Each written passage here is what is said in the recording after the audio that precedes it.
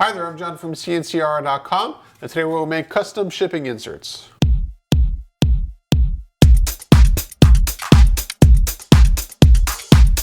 My company has made a lot of foam inserts and rigid inserts and all those kind of inserts for tooling and shipping requirements in the past.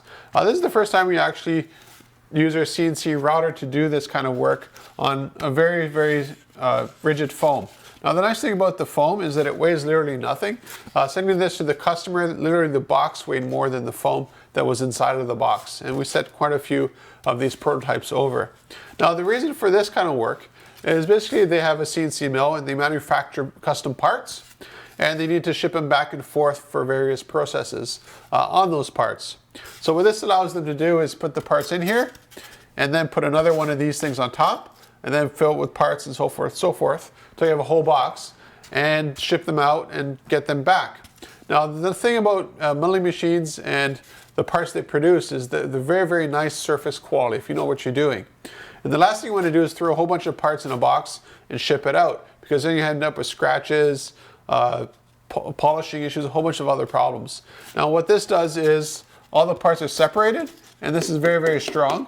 So they're not going to have parts that get scratched in transit back and forth, which is very important if you run a manufacturing company.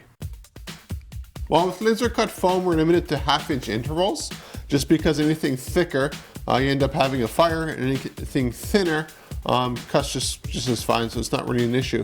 But it's really the thickness that's the limiting factor. And we also can't do pockets like what you see right now here. That's not really possible with a laser. Now the other advantage to using the router is, as you can see, we can do pockets. But we're also limited to the thickness. Because this is 1 inch thick, we can get this foam into 3, 4, 5 inches thick, and we can router out pockets in different levels. So in one way it becomes a lot more cost effective to use this system versus the laser.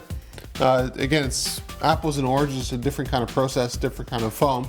But generally speaking, we have a lot more flexibility when it comes to multi-layered shipping things like this with a router versus using a laser. And I might be wondering how nice the texture is after it's cut with the router. It's actually pretty good. I guess if you really wanted something really solid, you could sand it down. But again, for the application this is used for, we really don't care too much about the aesthetics. We just care about what it actually does at the end of the day. And for protecting products that need to be shipped, this is absolutely wonderful. The other advantage to it is, again, we can machine it to any size, any shape. So they don't all have to be the same either. So in this case here, you can see we're cutting basically the same thing, 6 times. But if you want to have 6 different inserts, or even have these things multi-layered, so you have 6 inches thick in 1 inch intervals, that's absolutely not a problem at all. Just keep in mind that if you have something one top of the other and you want them to link together, you need to cut through the first 5 layers to get to the 6. Otherwise it kind of becomes a redundant process. Now you might be wondering what else can we do marking wise on these? Well, of course we can also put these in the laser afterwards and you can permanently brand them. But if you want to save yourself some money, just get a marker and you can mark it totally fine.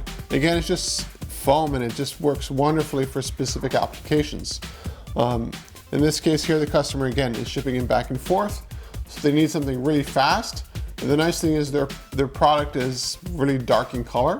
So by default, just by looking at the what we're making here with the pink color, they know right away there's something missing or there's something not missing.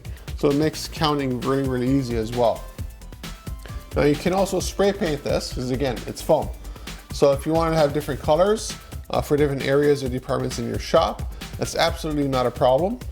Just keep in mind that if you start painting this foam, you want to make sure it's totally cured and dried. You might you might have concern about some of that paint coming off during shipping as well, because again, it will maybe rub against it. So just some things to keep in mind with custom foam that we cut for you. Now when it comes to shipping these things out, again, we're just shipping out empty air.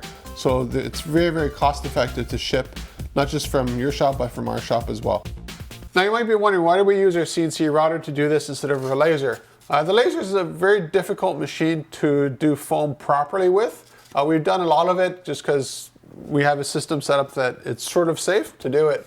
But you gotta remember, this stuff is basically gas.